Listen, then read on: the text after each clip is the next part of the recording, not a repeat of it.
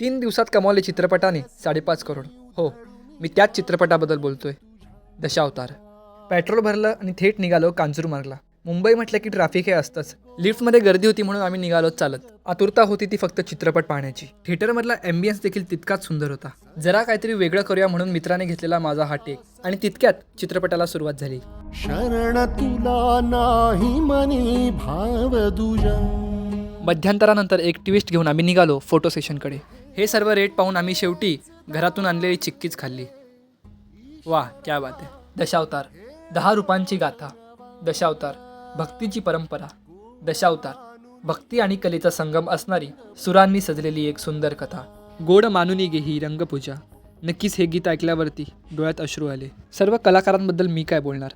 दिग्दर्शन, लेखन, संगीत सर्व काही उत्तम. अखेर सिनेमा संपला आणि ठरला हाऊसफुल. मागच्या व्हिडिओला चांगले व्ह्यूज गेल्यामुळे याही व्हिडिओला चांगले व्ह्यूज जातील ही अपेक्षा ठेवून आलेले माझे हे मित्र. शेवटी एक विनोद असावा म्हणून सकाळ तर होऊ द्या हा चित्रपट बघायला नक्की रात्री या.